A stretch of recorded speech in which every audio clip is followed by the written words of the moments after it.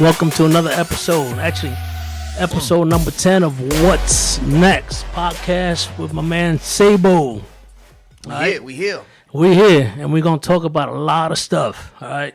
But before we start, I want to say thank you to the people that have blessed me with the equipment that I have to be able to have this platform. I want to say thank you to Simpatico Real Estate, my man Tommy Morrison, for blessing me with the equipment, and also my friends from the Butcher Stop, landscaping for all your residential and commercial needs. Give them a call. They have like 6 stores, and they can give you pretty much anything that you need for your house, your business, whatever it may be. All right. So today is episode number 10, and I'm pretty, I'm honored to have this guest with me, my man Sabo. He's got a phenomenal story. And again, I always tell people the reason for the platform, all right? This podcast is a platform for people to be able to tell their stories and trials and tribulations that they have been through. And in return, hopefully people that are listening can prevent from doing same actions, maybe making some mistakes, and and really get their lives together. And at the same time, it can inspire somebody to do something. Word. So that is the reason for this podcast. And again, I call it What's Next because what's next in life, right? True. We always think about what's next in life, and you have to plan accordingly, I think. So without further ado, ladies and gentlemen, I got my man Sabo. Hey, thank you. I'm honored. I'm privileged to have this gentleman here. Let me give you a little history about my man. All right, he Army veteran, combat veteran. All right, he's a hip hop head, a lyricist. Oh, thank you. Somebody who's been there and done that. Okay, a lot of people talk, right? But this guy can really back up what he's been through. We're gonna take you on a little journey from prior military. Ooh. Okay, because being with the Army, what unit were you in with the Army? I was with a couple units, but first Cav. Let's go with first Cav. All right, with the first Cav. First All right, Cav. so we're gonna talk about him prior military, being in the first Cav, and then post military, and then his journey in this musical trip you're on. All right. So, Sabo, do me a favor. Tell me a little about yourself first. You are from? I was born up in Stony Brook, Long Island. Stony Brook. I don't claim it because I was just born there. But I was really raised. I was a military brat, so I bounced around a lot, and but I throughout the years I call Miami was my safe haven. That's where I was raised. That's where I was, got all my characteristics from the streets of Miami. I would say that. Yeah, your education, your street education. Yes, my street knowledge. Knowledge. I would say knowledge. All right. Absolutely. So that's pretty much where Miami 305. Okay. So at what point in your life, right? You're growing up in Miami.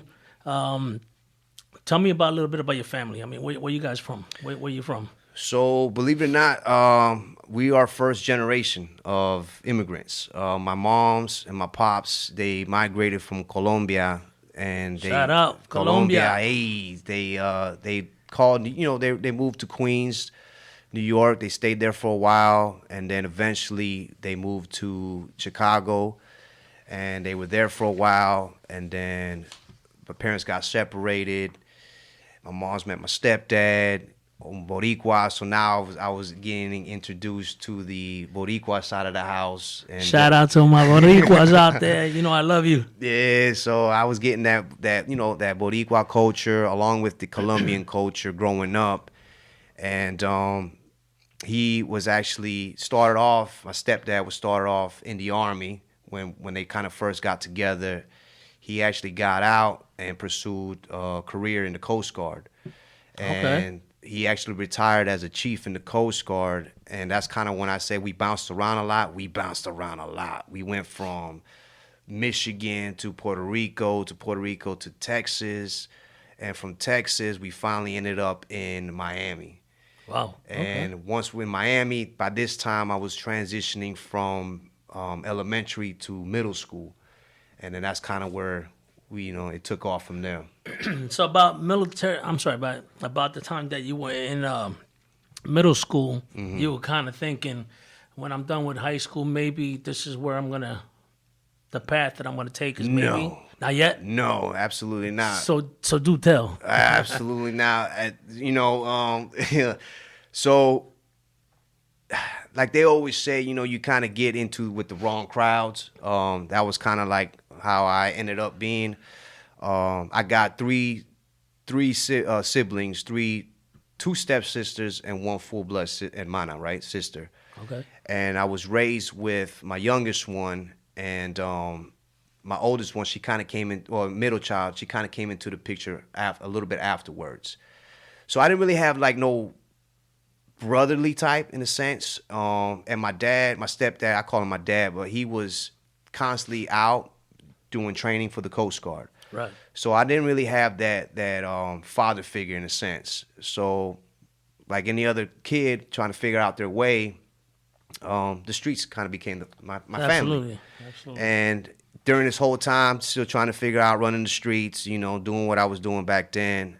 It wasn't till I want to say 10th, 11th grade where I met my wife, who's still my wife, believe it or not. We're going on our 20-year anniversary. So shout out to her. Absolutely. Shout out to her if she's watching this. I don't know how we survived this long.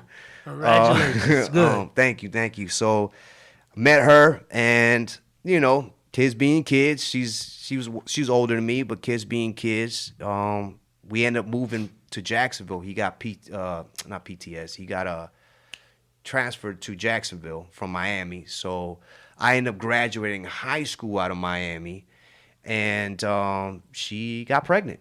And that's when the realization came and it hit me like a ton of bricks, because I was still kind of running the streets a little bit, doing dumb. Can we cuss on this? You can do whatever you want. Cuss on this? Yes, you can. I gotta respect house rules. No, absolutely. You could do whatever you want. Okay, so I'll try to keep it clean. Do you?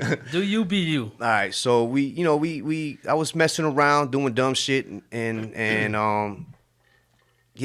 she got pregnant, and I had to, I was still raised with that military, discipline, so it was just an easy transition to decide to go into the military. And I felt when that decision was made, my dad was Coast Guard, my father-in-law was Air Force, and so I'm getting pulled in different directions to join, your typical military branch rivalries. And I wanted to do Army, definitely not Marines. But why? I don't know. I don't know. But believe it or not, when I did the whole MEP situation, I hate MEP. I was going back and forth with the Army and Marines to see who offered me the best contract. Right. And crazy enough, thank God it didn't happen. I was trying to enlist as an MP, right? I don't know why at the time. Maybe because my test scores weren't that high. I don't know. But the Marines were giving me one option. The Army was giving me another option. And at the end of the day, I went to the Marines. I went to the Army's MEPS. I sat down with them. They offered me 3 jobs. Damn. Can you guess what they were, sir? Grunt? Yeah. Cook? No, believe it or not, I don't even think I qualified for a cook. Supply? Nope. All right, so check it out. So it was artillery, it was infantry, and it was tanker. So it was okay for you to handle 155 howitzer. Yes, right. But not a spatula. Not a spatula, man. So I sat down and I actually agreed. And we're super fast forwarding, and I apologize. No, that's right. We're gonna go back and forth. All right. So I agreed to sign up as at this time, to kind of give people an idea what was going on. 9/11, I want to say just happened, right? So I knew if I was going in, You I go was straight going in. I was going to go in, Right. And so that to me told me, okay, I signed up as artillery, which they're all the way in the back, right, shooting mortar rounds or whatever we said, howitzers. Yeah, Arties. 155 Howard. I think it's. I may be wrong. Listen, I've been out of the game since '94, so Okay, but they were in the back, the big bomb. right? So I signed up for that. I went back to the holding area and I sat down and I had like a heart to heart to myself. I was like, you know what, man? If you're gonna go in and you know you're gonna go in, you're gonna be in the shit. I want to be in the shit, but not in the shit.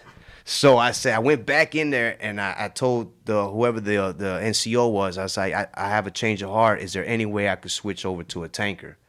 And he must have been a tanker because he got crazy. He's like, you serious? Let me show you this video. Let me. I was like, look, I don't want to see no videos. I think I made up my mind. Like a car salesman. Yeah, He I was like, "You wanna I'm get already in this." sold. I'm already sold. Yeah, of course. And he ended up showing me the video anyways, and I watched and I was like, okay, that just solidifies my my choice, your job, my yeah. job, and I signed up as a tanker, man, and I went back to the holding area, and I want to say, I don't know, like 2-3 weeks later, I was off to basic training. Now, and being we're talking about tankers, and that was your military occupation. Specialty, MOS, right? Your correct. MOS. Hence the name. Hence the name Sabo. But let me rewind. Let's do it. Let me rewind. So during this time, to give people an idea of where my mind was at, so I made this decision. Obviously, I was still underage. My parents had to sign a waiver for me to go in, and I was in the verge of graduating high school. And my son, my oldest son now, my firstborn, he was born on the same day I graduated high school. So I went from graduation, didn't get to enjoy, graduating high school as a kid. Right. I went from graduating. No, I'm sorry. I went from the hospital. My son was born, and then I went to graduation, and then I went back to the hospital, and then sat there in the room with my holding this precious This little little thing. infant baby. Yeah, And yeah. I'm a kid myself. Like, oh, what am I gonna do? So that kind of like right there was like, all right, I felt like I made the right decision, even though I had to sign a lot of waivers to get in because of my lifestyle at the time, and but everything worked out to plan, and then that's when I went to Fort Knox, Kentucky for basic training. Now, again, real quick, explain to the viewers Yes. the name and what it actually means and so forth from the military. So the name Sabo, for those that don't know, is the actual round of the tank. It's a 120 millimeter Sabo round, and that's what fires from the tank. They got different rounds, like a Sabo round, impact round, and heat round. And it wasn't till basic training, my last name, the drill sergeants could not pronounce my last name. They slaughtered it every time, right? So it went from Caicedo, which is my last name. They chopped that down to Sato. Private Sato, report, Private Sato. And then that transformed when I got to my first duty station. And we were pretty much doing training. We're doing training stuff in the mortar pool. And my first gunner, my first NCO, this short, crazy guy, and I'm chucking rounds, training how to chuck rounds in the tube, and he's looking at me, and he's like, I don't know what he was thinking, but he's looking at me. He's like, "What's your last name again?" And I was like, "Sato." Caicedo. He's like, "No, I can't say that." And he's like, "Sato," and then I guess me putting the Sabo rounds, Sabo. he put it. He's like, "You know what?" He told me straight up. He's like, "From now on, your name is Sabo," and I was like. All right, I'll take it. So that's kind of how the name came about. And then when I started doing this music thing, I was, I need an artist name. I need to come up with an artist name. And then I was like, everybody already knows me as Sabo. And that's what kind of, I stayed with it. And a Sabo is actually right? And correct me if I'm wrong.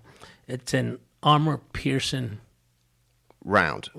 Yes. It's meant for, it's an anti-tank round. Yes. Right? And then once it penetrates a tank, it kind of explodes. It does damage. It conducts like a little suction hole. Right. So kind of goes with the name of what you're trying to do, as a hip hop lyricist, you're penetrating. Yes, and believe it or not, the name kind of manifested on its own as an artist trying to figure out when I first came into this music thing, because like you said, I grew up on hip hop and then like hip hop and NWA days and DMX and Cormega and Tragedy Gaddafi. Like I could go on and on and on. Big Daddy Kane. So I already had a little grit and griminess to the way I conducted my rhymes. So it was a perfect marriage with the name. And then if need be, the Sabo round can destroy, Absolutely. And that's kind of how I attack the goes game. with the name, right, of course. right. Of course. So, and we're talking about what year? 2001? We're talking about 02. 02. Right, a little bit right after 9/11. Okay. 02. So now you join and boot camp for you guys for the Army is what? It's what, two months? 2 months. And you already had 2 months? I can't remember. 2 months? I know, me neither. All I know is it's a little bit too long. And mine was longer. Unfortunately, mine was longer because we were considered on-set training, which meant we stayed with the same drill sergeants throughout your boot camp and then your AIT. Oh, really? We stayed with the same drill sergeants. So that's why, in some MOSs or jobs, you go to one station to do your standard boot camp, right, or however long that is. And then you go to a different base for your actual job training. But not with us. Now, we stayed with the same drill sergeant the whole time. And I was in there for pretty much about 4 months. 4 months with the same Joes, the same peers, the same drill sergeants. And at the time, the new set of tanks were coming out. The M1A2 SEP tanks, with the new electronics and stuff like that. So we had to stay, those that got selected had to stay an extra 2 weeks to learn the new systems. So that was fun. Bro, let me tell you, every time that I've had someone, a military vet as a guest, yeah, I always ask, there's two people that you never forget during boot camp. Right. And that's, the guy who's in charge, right? Your senior drill instructor. Yeah. And then like the most heavy guy. Right. The guy that beats you the most. I forgot. You forgot? I forgot. Okay, so we technically were supposed to have two. Well, our senior drill instructor didn't show up till about, I want to say, 3 or 4 weeks after the fact. So we had this one little short. I mean, I know him. If I were to see him, I know who they are, but I can't remember their names. And we had this little short dude that would tear us apart. And then this next thing you know, we get this tall white dude that just comes in. And I'm like, who is this guy? Oh, he's your senior drill instructor. I'm like, well, who's the other guy? Like, what is he? We didn't know no better. And but either way, we got smoked. Bro, I remember, and this interview is not about me. It's you about remember the names? But, bro, it's like tattooed in my brain. There was a guy by the name of Staff Sergeant Hankey, Hanke. Okay. Robert F. Hankey. Matter of fact, that's how I remember him. See, we didn't even. He was a senior drill instructor, and bro, when this dude came into when we first got, like, I was in the Marine Corps, so when we first got to receiving, yeah, I had a Boricua drill instructor, just one. Yeah, he's the receiving guy, and he was from New York, and I was like, "Dawg, this is gonna be nice. This is good." And he was talking nice to us, excuse me. And then one day, 2 weeks later, here comes this little short dude. Yeah. Look like Popeye. Little white guy. Okay, yeah. Just tatted up. And he had that campaign Yeah, cover. yeah. And, bro, you can shave off his shoes, Yeah. off his boots. Yeah. And Staff Sergeant Robert F. Hankey comes in there. Bro, I literally thought he was stuck to the ground. The way he was marching in that. But how you get the first name? Like we weren't that privileged to get first name. I think from graduation, like Really? on the sheet or yeah, something. okay. I'll never forget his name. And then the heavy, Yeah. this is going to be funny. His name was Sergeant Gober. Sergeant Gober. Gober. Goober. Bro, and unfortunately, my bunk was right next to like the DI's office. Oh. Where they slept, right? Where they slept at night. Bro, and man, if I see him today, I'd probably arrest him. I don't know. Because, bro, I used to try to lay in my bunk. I had the bottom bunk. And I lay there with my eyes open like, what did I get myself into? And he opened up the blinds. And he used to go, what did you say? Maroto, go to sleep, you stupid thing. You know what, man? Things like that, it's just, I say this. So let me ask you this. Let me ask you now. So boot camp for you, was it hard? I mean, I don't know. Was it? Did you when you went in there? Did you expect what you expected? It's man, that's a good question. Let me ask you. How old were you when you went in? Bro, I was a young buck, man. I was straight. I did 2.5 years as an architect major before I went in the military. Oh, man, you were seasoned. So I was like 18, 19, 20. I was like 20 years old, I Yeah, think. you were seasoned, bro. You know what I'm saying? And I wanted to go in on a buddy system. Yeah. At 18. Yeah. Thank God. Knowing what we know now. Yeah. Thank God my dad didn't sign those contracts. Because I remember that in the Marine Corps they used to make them dudes like, yo, you going with him everywhere he goes. You got to go with him. Hold his hand. Now you know. Yeah. But no, I was young. But Yeah, because I went in, like I said, straight out of high school, 18, didn't know, my left from my right. But I tell the story all the time. I don't, when I the first initial shock of everything. So check this story out. So I go in, we get to the spot, right? It's cold. It's Kentucky. It's freezing, right? I'm from Miami, so I'm like, this is cold.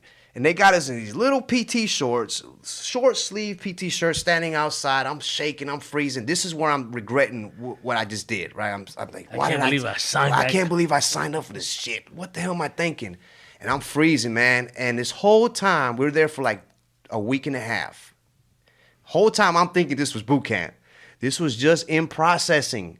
We were just there in processing, going through the motions, getting our paperwork set, fixed, and then we went. Physicals, all that. And then we went to our actual DIs. boot. Yeah.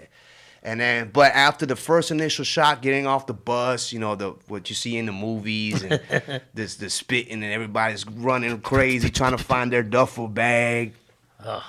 After that, I realized, this is a game. This is a mental game. And that's why it was, even though growing up, it was definitely a hardship, a struggle, but it actually prepared me without even knowing. It prepped me to go through those crazy emotions. Absolutely. By yourself, away from home, away from mama's cooking, arroz y habichuelas. No more. Potato. Straight slop. And then, just getting through that, in hindsight, it's like, gracias a Dios, I was able to survive what I survived from Miami to prep me for what we call basic training. Yeah, and that only made you stronger for the future. Absolutely. Light ahead. So now you're okay. So you're done. I'm sorry, not you're done. You're done with boot camp. Yeah. You got your MOS. Yeah. Right. Now you have your first deployment. Not yet. Not yet. So from basic training, Fort Knox, Kentucky, we call it the Hard Knocks. We get assigned our first duty station, and it was rumored. It was already rumored in basic training that some of us were going to get selected to go somewhere, but we didn't know where at this time. And a lot of guys went to Korea. I ended up having to go to Fort Hood, Texas, and that was my first duty station in 2002. And we get there again in February, and it's freaking snowing in Fort Hood. And I'm like, yo, what? You know, I've been through snow, but again, I'm from Florida, man. And I was like, nah, this can't be. So we get to Fort Hood, and we start doing like, we get right into it. We start training, gunnery. And then finally, we get whimmed that we're getting deployed somewhere, but we don't know where. They're still not telling us. The early stages of the early Desert stages. Storm? Iraq. Iraq, I'm sorry. Iraq. Afghanistan, I want to say, was already popping. Okay. Afghanistan was already popping, and no, wait. My timeline's a little off. My bad, yo. I got TBI, so I can't remember what I ate this morning. Me neither. Something was popping off already. They had us prepped to go to Egypt to go train. There was actually, I do remember, there was a lot of conflicts going on in that time. Yeah. I think Bosnia was going on. I think. Bosnia was way before. It was before, okay. Way before. But there was a lot of conflicts going on around the world that Right. our government, our military had interest in. Yeah. So they had us prepped to go to Egypt, which I'm still salty, by the way. We didn't get to go because I wanted to go to Egypt to train in the desert with the tanks. But then instead they sent us to JROTC, which is in Louisiana, which is swamps. Some of that Cajun food. I wish we had that. We didn't have that, which was straight swamps, mosquitoes. Yes.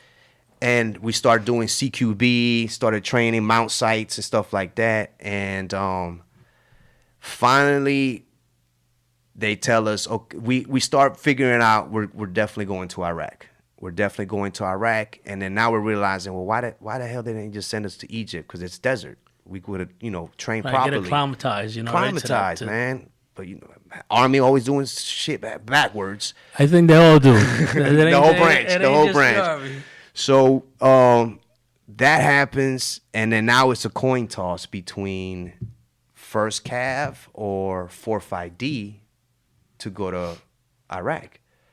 Trying to figure out, because at the time it was 4-5D battalion and then 1st Cav battalion in the same base, massive, and 13 COSCOM, massive base. And we thought we were going to be the ones to go first. And nope, 4-5D came up first, and they went first. And then finally we got the call in 2004 to 05 to go relieve 4-5D, and we landed in Kuwait, and then we started our assault in Iraq. Now, do me a favor. Educate me and educate the viewers that are watching today. Absolutely. I'm all about educating. How many people are in a unit in a tank? What does a team consist of in a tank? So a company consists of a platoon, 3 platoons, which have 4 tanks each. 4 is a lot of math, y'all. So 4 tanks. So 4 tanks each. I'm writing it down. All right. So 4 tanks each platoon with 4-man crews. So our platoon would consist of 16 personnel. So there's just 4 people in each tank. In each tank, you got the driver, the gunner, the loader, and the tank commander, and that's it. And then the platoon gets broken down into sections. So you got Alpha and you got Bravo section. So like you said, buddy system, everywhere you go, there's always a secondary. A secondary. You got the lead tank and the rear tank. And you got your leadership tank. So you got your officer, which is on Alpha section, which is normally like a butter bar lieutenant. Yeah. Or I haven't heard those terms in a while. Butter bar lieutenant. Butter bar. getting their feet wet. Yep. And then you got your Bravo section leadership tank, which is normally a sergeant first class. Okay. Yeah, I was always curious about that. Never took the time to Google it, but I'm glad I asked you now. So this is your first deployment, Yeah. right? And this is what year? 2004. 2004. So you do your first deployment in Iraq, right? Correct. So you come back, right? Anything else you want to add in between there? Yeah, I mean, I like the alley-oop. I like how you. You know, I leave it up to you. Yeah, I like how you left that up to me. Yeah, I leave that up. Yeah, you know, Um, you want to anything that you want to say between that, anything that you think. just between us, right? Yeah. Just between us, anything that you think, you know, that people would want to hear, and maybe, you know, inspire them or you know, So make them want to be yeah, part of. I got you. So 2004, 2005, we're at the height of the war. So we could start with a story from Kuwait to our base, which was Taji, Iraq, and we start convoying. And again, this is we're a tank company, and at this time we had an infantry company attached to us, and a Fister element as well. And so we start convoying. The way they did it was 2 people stayed with the tank, which was on top of a truck convoying, and 2 people flew in to the actual base to set up camp and get everything, the logistics prepped.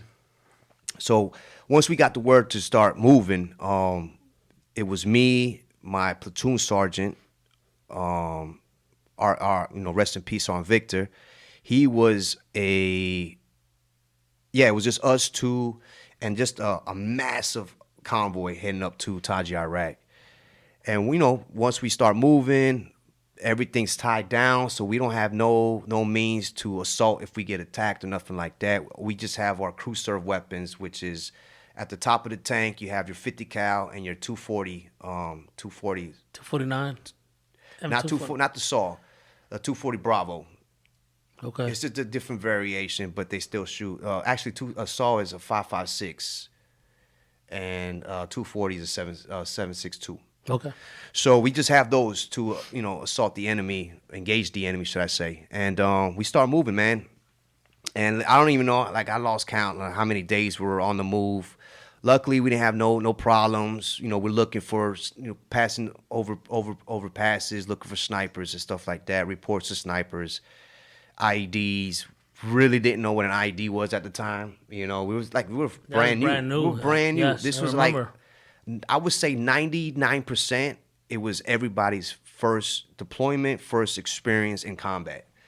You got kids from high school. My platoon sergeant, he joined the platoon, I want to say 2 months prior to deploying, and he came straight from the trail. He was a drill sergeant, so he didn't really understand the mechanics of the tank. So he had to rely on us, the Joes, to kind of keep him straight.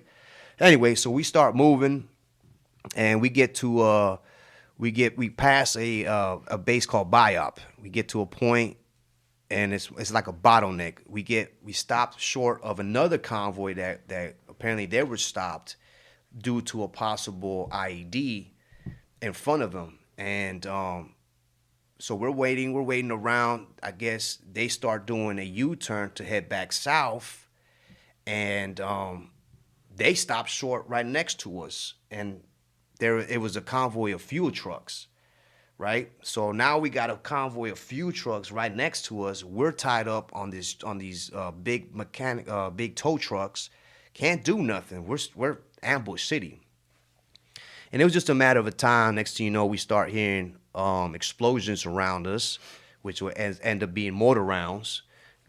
Trying to fixate on our spot, on our position, and then that's when the sporadic small arms fire started happening. And at this time, we're like, my platoon sergeant's like, get in the tank. So we button up our hatches, and I'm looking at these little periscopes, trying to maintain 360-degree view. And next thing you know, I want to say 2 fuel trucks behind me, a mortar round hits the main cabin of the truck. That shit starts going on fire. So now it's like, okay, now it's a matter of time for this shit explodes, and if it explodes, we're cooked. Right. We're done. So this was this was our first experience in combat. And At the age of 18. No, actually, no. I turned 21 that day or the next day. I can't remember. I remember celebrating my 21st birthday as it was like a big thing. Like this was, our first engagement, and I'm 21. You know what I'm saying? It was one of those times. So I can't remember if it was actually that day or the next day. But so I'm 21 years old.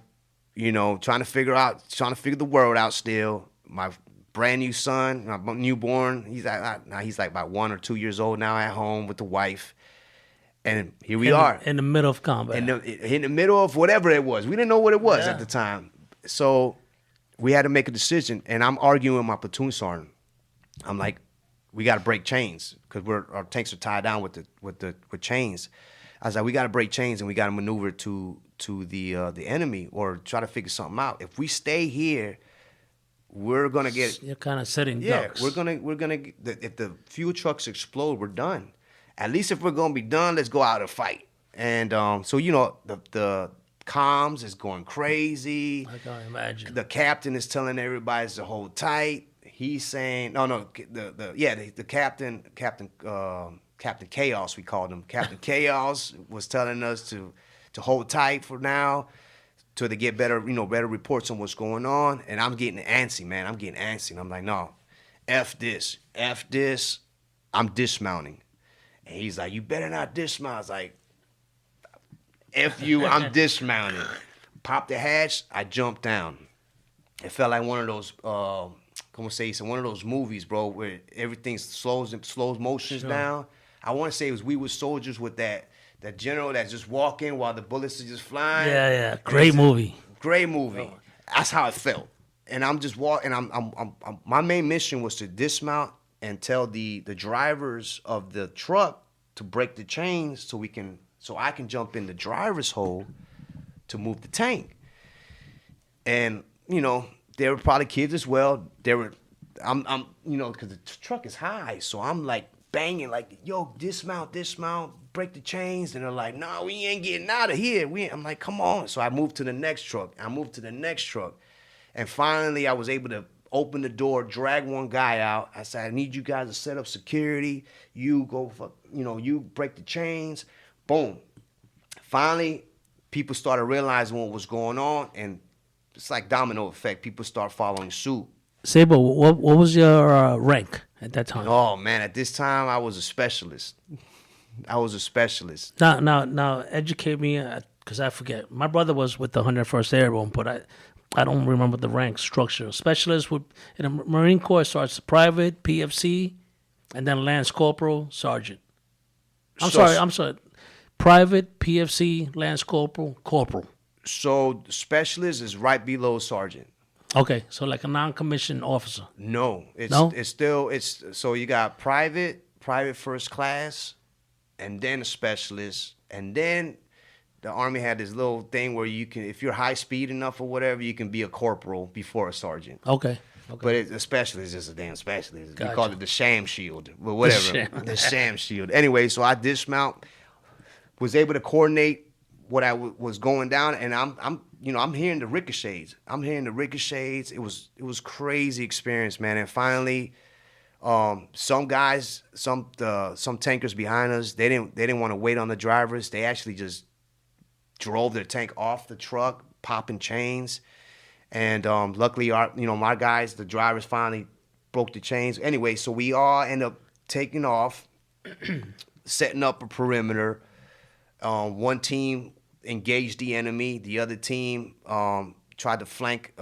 We started getting flanked from we were heading north, so never eat soggy watermelons. So we started getting hit from the west now. So another team went that way. It was just chaos. But at the time, it felt controlled. It felt controlled chaos. I don't know if it was the training preparation prior to that, but after that, that was it. We assaulted. We eliminated the enemy, from what I understand, and then we went back south. Continued. We We went Oh, back you south. backtracked, you backtracked. We backtracked south to Biop, and we refueled, resupplied, and yeah, man. And that was my first experience before actually getting into a mission combat. Right. And that was it. And then after the next day, another incident happened. I'll keep that one out. Yeah, But absolutely. another incident happened where we got kicked out from the base. Oh. We got kicked out. A couple rounds went down range, and we hit a couple cattle.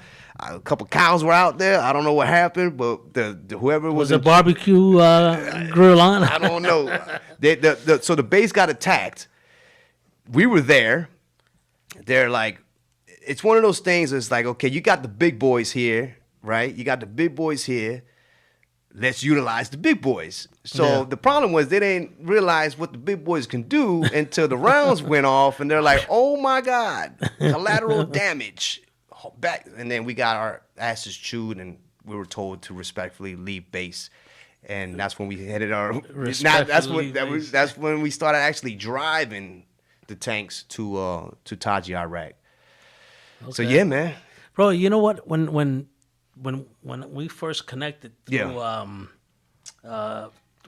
Sabo and I connected through Veterans of South Florida page, right? And which is a great resource page for pretty much any veteran Yeah. out there seeking any resource. Yeah, it's there. It's there for camaraderie. It's there for, if you're searching for business. It's there if you're searching for, any type of like VA counseling.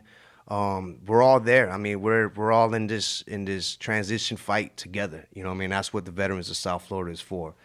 But you just got to just keep in mind, you got your bad apples in there as well, but just, take it for what it's worth. Sure. Take it for what it's worth. So okay, so now you do your first tour, right? Am I missing anything before? You're missing 2 milestones. Okay, give me if you want to talk about the two All right, milestones. So 2 milestones. So that happens with BIOP. We head up to Taji, Iraq. We start doing our, regular route clearance, military operations. And at this time, you got to understand, this was the height of the war. So it was weapons free. It was, if you see something, it's getting taken down. It's getting taken down. Anything, RPG teams, like there was no questions asked. We had full reign of utilizing our weapon systems to the full extent of the law. You know what I mean? And we got called to take over the city of Najaf. Okay. So that was our big operation when we I forgot, we linked up with whatever unit it was, and honestly, if you guys, I mean, it's been years. There's books out there. It was a shit show. But we, as far as our little tank, company, we did our thing. We did our thing to the point where we changed the doctrine on how to utilize tanks and assault a city with tanks. We absolutely changed the doctrine, and it became a political battle. I forgot the main guy that we were trying to have back down, Masood. I forgot his name. But Najaf is one of the holiest cities. Has the big gold dome. So do your history, do your research. We did our thing there, and next thing you know, we go back to do our regular thing, and boom, we get the call to go to Fallujah. And That's one of the biggest battles in Iraq. That right? was one of the biggest battles. Or the biggest battles in Iraq. One of the most headlined, because this is the time where contractors were getting hung over the bridge. This A lot was of casualties, right? massive casualties. And we got the call. We got the call to link up with the Marines, and I rock my combat patch proudly, my little Guadalcanal patch. Absolutely. I rock it proudly, man. This was our first time working together as one unit, and all the shit talking, all the the branch rivalry went out the window. Absolutely. Went out the window. It was honestly, it was beautiful in the chaos. I don't know. It's like, what is it? A beautiful nightmare. It was a beautiful nightmare because it's like control chaos. What? But no. Yeah, it was control chaos, but units? it was like it was a beautiful thing to be able to witness within the madness the way we were operating alongside each other, as far as we had the tanks were moving and that we had the Marines next to us clearing buildings, and we were just working, side by side with each other. And I don't know if it was ever done like that. I can't remember if I don't want to sit here and say we did what we did, but right. To see that in motion, because we never trained. Like I've never trained with Marines in the rear and stateside. We never did that. How do you say it? Conducted operations together the way Fallujah was conducted, and our tanks was just clearing. The Marines were just right side by side with us. They would clear the buildings, and then we just keep pushing, bounding Overwatch. It was just a beautiful You probably thing. felt that. It was just brotherhood. It was brotherhood. It was brotherhood to no matter what. Crazy. And shout outs to the Marines, man, because those that don't know, Fallujah landed around the Marine Corps birthday, and November 10th, 1775. Yes, sir. And we were allowed to drink 2 beers in Iraq because of Fallujah. They were so thankful for what we did and how we assisted them to take over the city of Fallujah. They're like, listen, this is the Marine Corps birthday is for you guys It's a big thing. It's a big thing. Yeah. And for them to embrace us and say, yo, you're a part of this. Come in the tent. Come in the tent. Here's some beers. Zip it up. 2 beer minimum. I was like, all right, I'll take it. I'll take it in Iraq. Couldn't get no beer. But it was definitely a dope moment. And but what I say beautiful is a beautiful nightmare is because that Battle of Fallujah, we did take a lot of casualties. We were fighting, reports came out that we were fighting not only militias and the Mujahideen and Iraq, Iraqis. We were fighting Chechens. We were fighting. It was a training center for terrorism. Najaf was like the spark of the training center, and then those who survived the Battle of Najaf, they went back, they regrouped, and that's when they pretty much gathered in Fallujah, and then we were pretty much fighting everybody and their mama. And we were getting taken out. But not by the Iraqis, but by the trained Chechens, with their sniper fire. They were deliberately aiming for our main gun tubes. Really? And they knew that if they take out our main there gun was one tube, in there. we're pretty much, what else we got? Yeah. You know what I mean? So if they take out our main gun tube, we were catastrophically killed in the sense of the mechanics of the tank. So we were losing a lot of tanks. We were losing a lot of our fellow brothers and sisters. And our company only, I say only, but we only had one casualty, and that was my actual roommate in Iraq in the Battle of Fallujah. Yeah. So I'm pretty much what happened was in between the battle, my tank ended up rolling over 40 feet, and it landed upside down, and pretty much he was under. He was under. So yeah, so that kind of like breeze on through that one, but that was our only casualty, and unfortunately, I happened to be driving the tank. You know what I'm saying? So I got to live with that. And so rest in peace, Sergeant Shields. Sergeant Shields, rest in peace. And again, for the people that are viewing, Yeah. man, you're hearing it for somebody who was there. You're not listening from some politician that's trying to get votes to do this or do that or do the third. Word. Yo, my man was there, so he lived through it. And amongst other friends that I have and family members that we all have that have been through this and that have lost friends, respect, nothing but respect goes to our fellow veterans that have been there.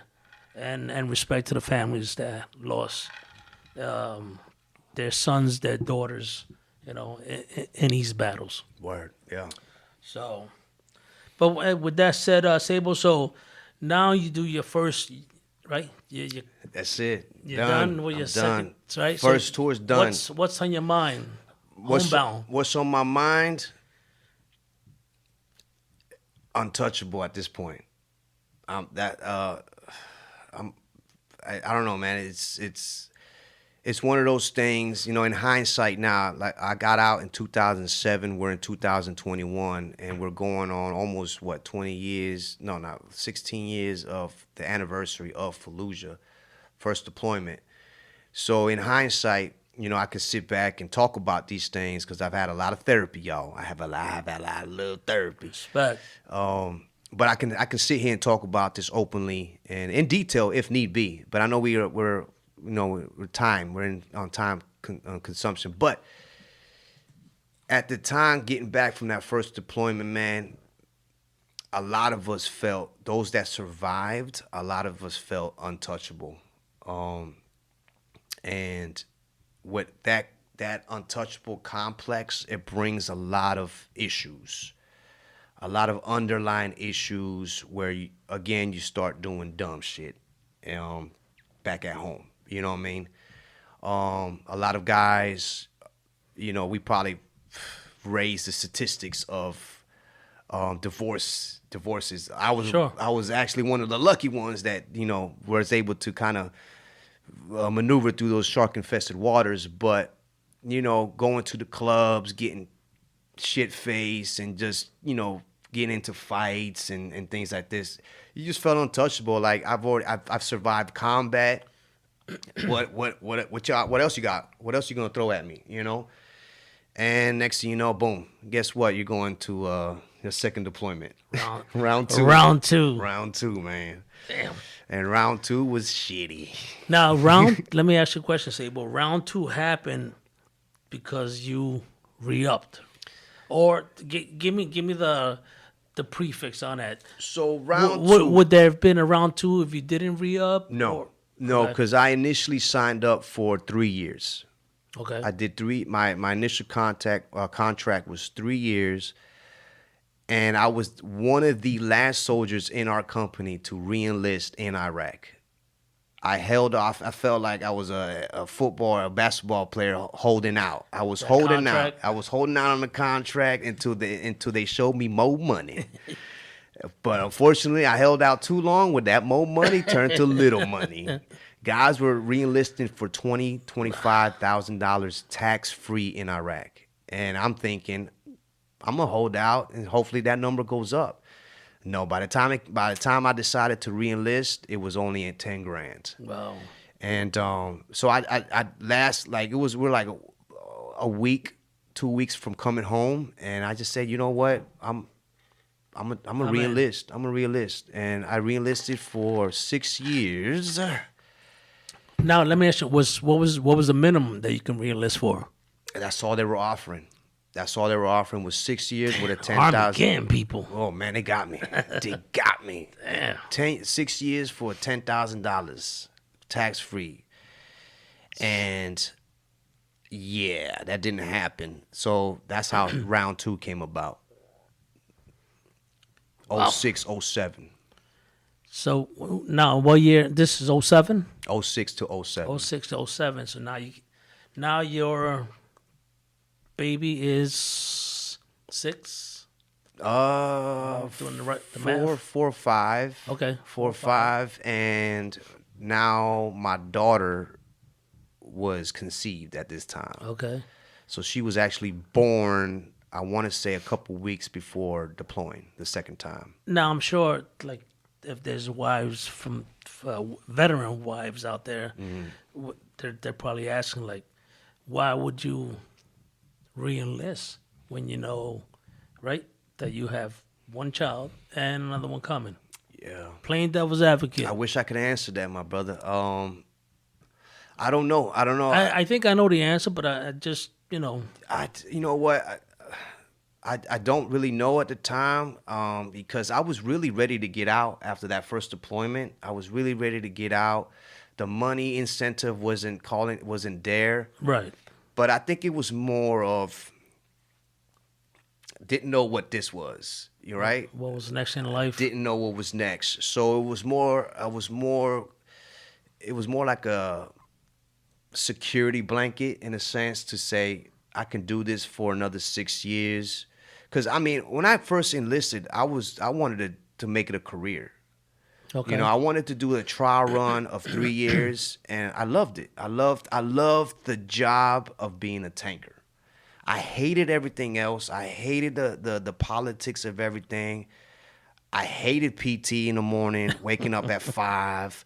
I hated all the extra BS. Yeah. But I loved my job. You know what I mean? So I decided to re-enlist, you know, and I want to say there was a conversation in there with me and the wife through Yahoo Messenger back then.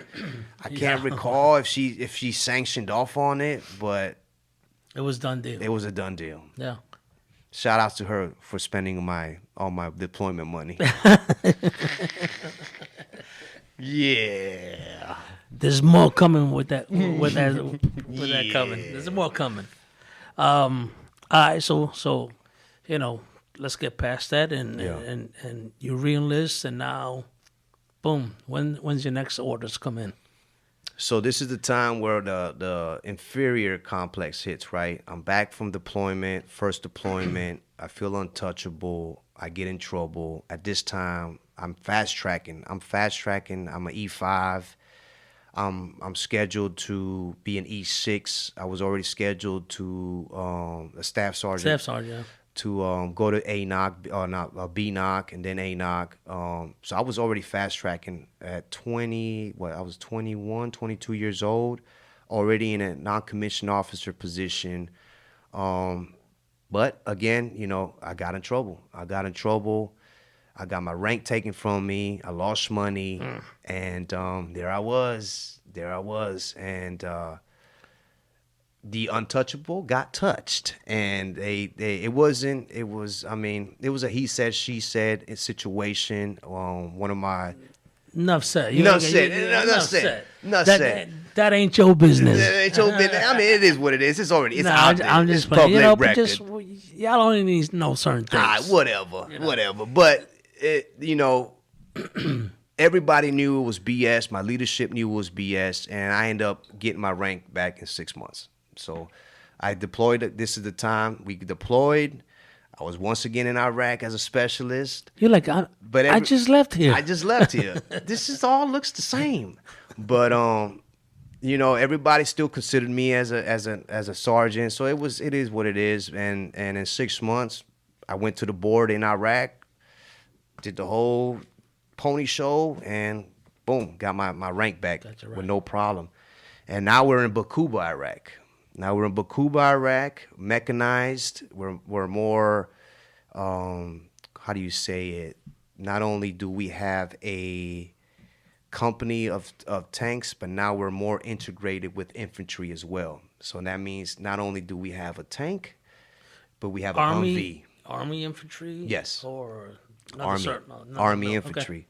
So now we're deploying with a tank and a Humvee. So now we're doing multiple operations. Now, I want to interrupt you for a second, because I know for a fact, you know, especially if I didn't really see it, but my brother did see it. Yeah.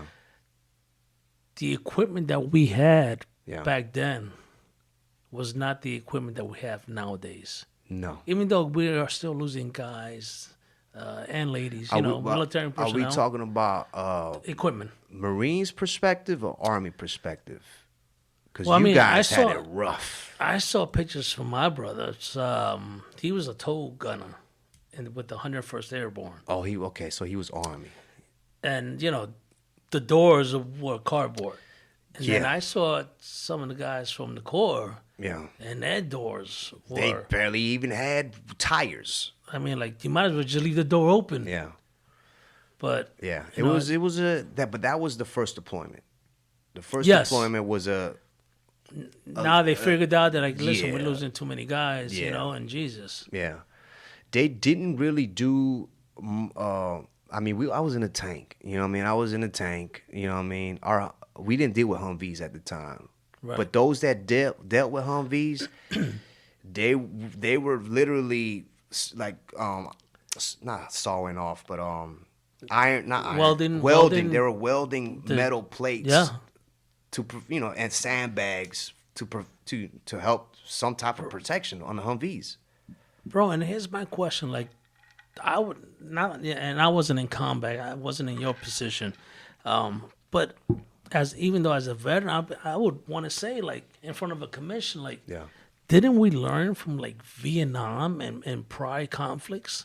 Yeah. Like, this is not the equipment that we need, or Right. these guys need to keep them safe. Yeah. But again, these politicians, and But here's the thing, though, to play devil's advocate. Okay. Here's the thing: our war was not expecting the amount of casualties from IEDs. You know what I mean? Vietnam, they had more small arms fires. yeah, They weren't, you know what I'm saying? They weren't, I mean, I don't know. They weren't dealing with urban combat in a sense, right? As far as like V-beds, vehicle-borne IEDs, explosions of that magnitude. They had like old, like I don't know, I don't know what's the word I want to use, but they had like old school IEDs, the punji sticks, the bouncing Bettys. bouncing betties. Yeah, yeah. I do remember bouncing betties. Yeah. And other types of Right. anti Tank mines and stuff like personnel, that. yeah, stuff like that, Personnel whatever you call mines, it. yeah. But all right, but anyway, so now you're in your second deployment and you're heading towards Bakuba, Iraq.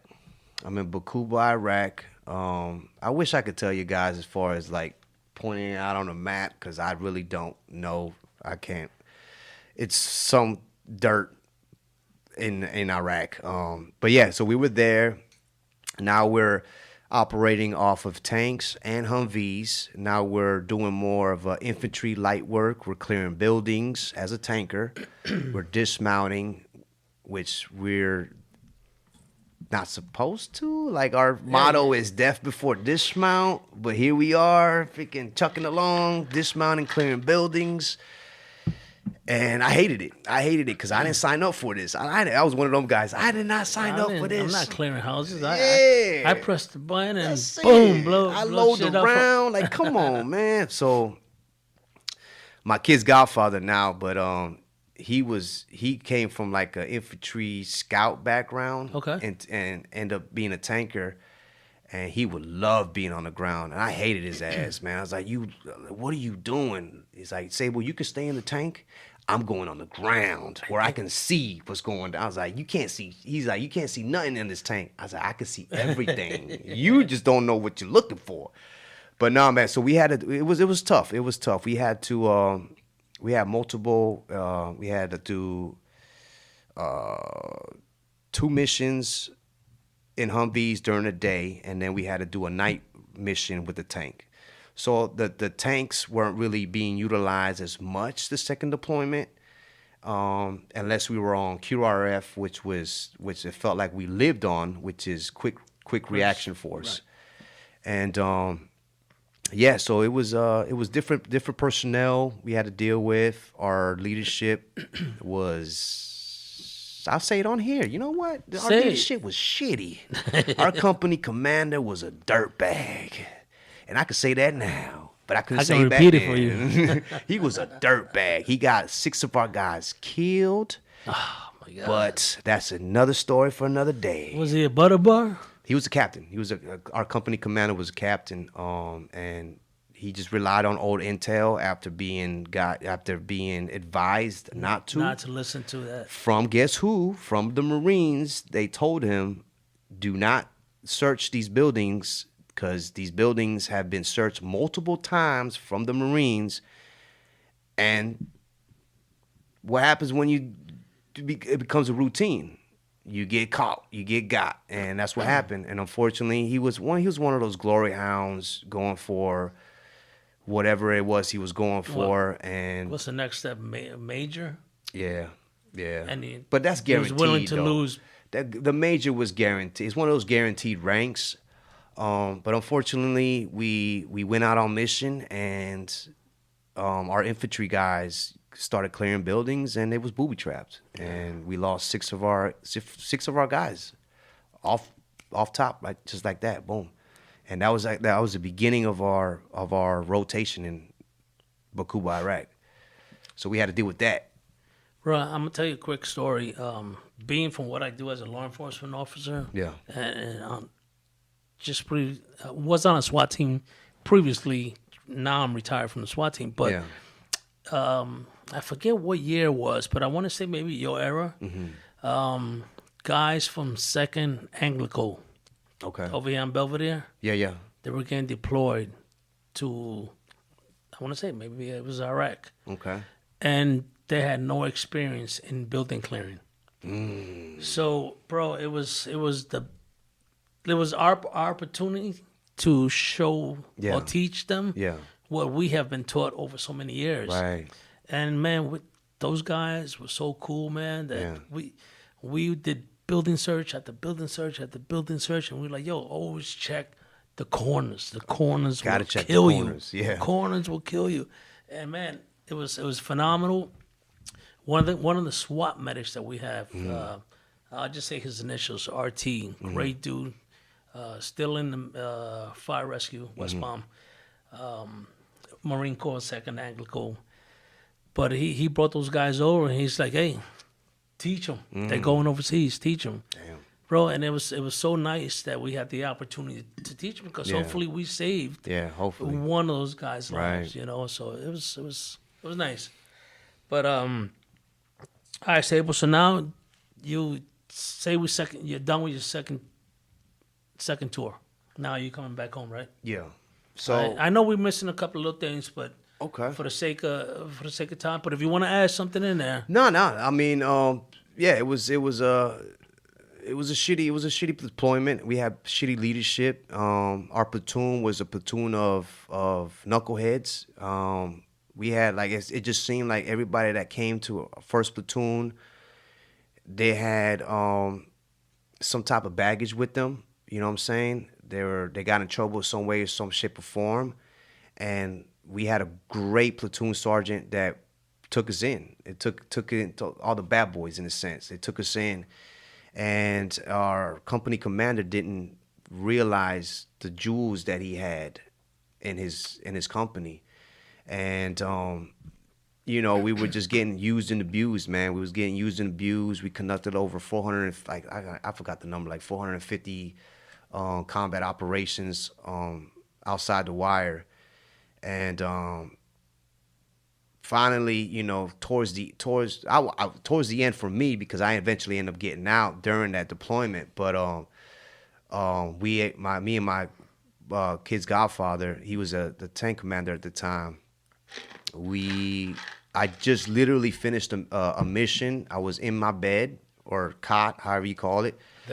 The cot, you know what I'm saying? And I literally just took my boots off, and I hear banging on the door. Bah, bah, bah, bah, bah. I'm like, oh, man, what we got going on? And it was my kid's godfather. And he was like, hey, I need you to come on mission with me. Because keep in mind, at this time, we're so battered with personnel that we're operating our tanks with. Instead of 4, we're doing 3-man crews now. And we have medics and supply guys as our loaders. you're just filling in gaps. Just filling in gaps. And at some point, in Fallujah, we have Marine loaders. I don't know if I skipped that one, but we have Marine. Yeah. We had to ask for volunteers at the Marines. Who wants? And motherfuckers are like, put me in the tank. So we had Marine loaders with us operating. But anyway, so I'm like, I look at him dead in the face. I'm like, you got to be kidding me, bro. I literally just got off mission. And he's like, bro, I need you to load. At this time, I'm a gunner. I'm gunning the tank. So I'm like second in charge in a sense. And I'm like, put me as a gunner. And he's like, I can't do that, because that means he's got to kick his gunner out this gunner seat. And you don't want to do that. That's disrespectful. And I was like, I don't care. Put me in the gunner seat. He's like, I can't do that. Say, but I love you. I need you on mission, but I need you to load for me. So what happened was a passing convoy got hit with an IED, and they got spun up for QRF to go to find the trigger man, the high value target. And he wanted somebody he can trust to load the rounds. And I'm like, bro, I just got off mission. I ain't trying to go, man. I'm trying to go to sleep. And he begged, man, and then I tried to negotiate a gunner seat. Didn't work out. So I was like, all right, man, give me 5 minutes. So I end up showering and shaving real quick. And next thing you know, we start going outside, clearing barrels, going outside the wire. And I told him, I said, this is actually part of my book, y'all, that's going to be released. So enjoy it here live in person. So. Well, you know what? If we're talking about it right now, so we don't forget. Yeah. Let's talk about the book real quick. I know we kind of. Are you want to wait till the end? No, we'll wait till the end. We'll wait till the end. Yeah, we'll wait till the end. So I'm all over the place. No, it's all right, baby. It's all right. We That's here. how We vibing. that's how I do my interviews. We vibing, man. This is cool. We good. We good. I'm all over. So we start heading out, and I pull him to the side, and I was like, "Hey, Battle, we're gonna go into this town. Just be advised, this town already got hit prior to. So before going in, I need you to get down. Get down in the tank just in case, because they were known to put obviously bombs, IEDs in the entrances. So this specific little area." So he's like, "Yeah, I got you, no problem." But so much going on. He's listening to battalion radio.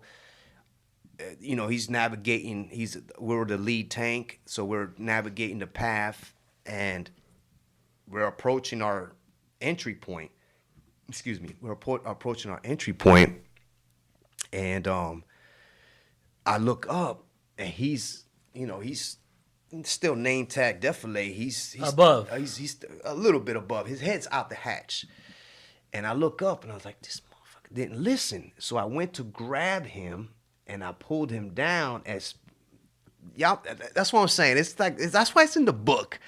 Everybody's like, he bullshitting. I pulled him down. Boom. It hit the steel. No, IED goes off. Boom. Oh my God. Boom. Knocks everybody unconscious. I come to, rocks falling on my head, like residue falling on my head. I come to. I look. I'm trying to figure it out. I feel like a boxer trying to stay in the fight.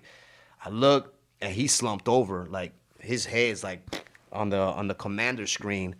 So I'm like, oh shit. So I start, shaking him. Hey, get your ass up. He finally comes to, thank God. A couple slaps later, pop, pop, pop. Radios are out. So we don't know what's going on at this point. Are we being attacked? We're yelling in the tank. Our engines are still running. We're checking up on each other. Driver, sit rep. Driver good. Loader's good. I mean, I was a loader. Gunner's good. And then next thing you know, it's like, okay, we're live. So what do we do?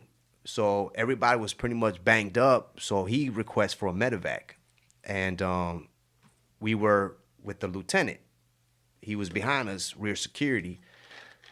Finally, after a while, we start doing hand and arm signals from the tank. Like, our radios are down. We're done. We gotta back. We gotta go. He's like, negative. Push forward. Push forward. At least get out the blast zone. So a couple minutes later, it felt like minutes. I don't know. It could have been seconds. We got the radios working, and we request for a medevac officially on the radio, and it was denied. He denied it. He's like, negative, no medevac. Push through. We have we're being assisted by Apaches to try to figure out the actual location. So we're communicating with them. We're moving into like, oh fuck. And so we kind of like all had like a little powwow. I was like, what guys? How we doing? Are we good to go? I mean, how bad are the injuries? And everybody was just suffering from the impact. So more like a concussion. No, thank God nobody was severely damaged. And everybody was like, let's just get this over with. So we push through. We go into the town, and now it's time to dismount. And so it's just one of those like rock, paper, scissors. It's like, who's getting off first? Who's getting off the tank? And I'm like, I hate getting off the tank. My kid's godfather, Sergeant, I'll put on here, Sergeant Mahuda, he he's more than willing to dismount. So he gets off, and I'm looking. I'm like, all right, I guess I can't leave him. I can't. I'm next. I can't let my man's go out like that by himself. So I dismount. Two soldiers on the other tank. They dismount, and here we go. We start clearing buildings with comms from the Apaches, trying to guide us to our target. And then one building turned to one, and then two buildings turned, and then it's like, oh no, it's the next building, guys. And we're like, at this point, upstairs, downstairs. 4-man crew? 3-man? Just four of us. Just trying to clear buildings. Stairwells, you know how stairwells are, staircases. And by the first building, everybody's just like tactical pause, helmets coming off, trying to breathe. Our backs are killing us. Sure. Everybody's getting like pissed off because they're giving us wrong coordinates on which building, and finally they're like, no, it's the building in front of where you guys are located at. It's like, all right, that's like a football movie. Oh, it was ridiculous, man. So at this point, everybody's pissed off. Now it's adrenaline is going off because we want to just find our target and get it over with. Finally, we go across the street. They could have just told us it's that building, but whatever. And as soon as we bust through the courtyard, we see the living room windows blown out, and we're like, this is the building. This has got to be it. So as soon as we go in, boom, do our routine, separate the women and the kids and the men, search the house, and by this time, CID, I don't know if you know what CID is. It's they're like you guys call it NCIS. Not the criminal investigation. Yes. So division. Yeah. So they show up. Everybody, we test the man for blast residue, gunpowder residue. They test positive, of course. And by this time, you know where your boy was at? I was in the kitchen with my helmet off, my Kevlar off, drinking tea or chai with the lady. I was like, I'm done. I was checked out. I need a break. I was checked out. Whatever was happening out there, because apparently it was a massive. They found a cache site with RPGs and AKs. I was like, I don't care. I'm here. I'm sitting like I'm drinking. The pinky in the air. I had pinky up, bro. And then finally the CID came in. They did their interrogation. They bagged and tagged whoever it was. Mission was accomplished, but we were hurting. It's fun. Sure. Yeah. So they said, all right, everybody, wrap it up, go home. We hauled ass to back to the base. As soon as we went into the gate, we all dismounted. Thank God there was, I want to say, second platoon was there with their Humvees. They scooped us up. They're like, yo, don't worry about the gear. Took us straight to the aid station, and we all popped positive for concussions, man. Got shot in the ass. Yeah. Felt like He-Man afterwards. But after that's how I got my because of that. It was when they did the crater analysis, it ended up being a 500-pound IED that went off right next to our tank, bro. So gracias a Dios. No, I think a 500-pound bomb is something that's dropped out of an airplane, right? Exactly. So, but this was what messed them up is that what messed them up and saved our lives was they dug it too deep. Wow. They dug it too deep, so when it went off, it didn't really project the impact blast to our tank. So we got real lucky, man. So and that was it. I came home 2 weeks later and I said, deuces, I'm out. And that was it, man. Thank you, Uncle Sam. Thank you. I'm out. So now you got a total of what? How many years in the service? I was about five and some change. 5 and change. So let's just say 6. So now you come out before you got out the suck, right? Before you got out the suck, I'm sure you were planning on what, or maybe, were you planning on what you were going to do after? No, because I got out. All my guys were still deployed. So you weren't about them up I was worried about them. I was worried about if I made the right decision to get out. I was worried about if they were gonna come home. I mean, it wasn't until years later that I found out what happened after the fact. When I got out, everybody got dismantled, or dismantled. Yeah, Is the right word? dismantle. Dismantled, right? Things dismantle. Broken up, whatever. Yeah, I know what we mean, Y'all man. know what we're talking about. Damn. Everybody got our NBA All-Star team got broken up. Yeah. Everybody got sent to different platoons. My kid's godfather, he actually he got put and I want to say like in the brig or whatever. He had it like that's how bad our company commander was. He had enough of what we were doing, and he's just separated everybody. And so that when years later, when I started getting all this intel, I was like, I think I made the right decision, man, to get the hell out of there. Because if it wasn't for that company commander and that first sergeant, I probably would have been still in right now, going through the motions, Interesting. retiring. Actually, thinking about retiring. Yeah. Interesting. Now, we had a previous conversation before we started this podcast, Yeah. or live stream, whatever you want to call it.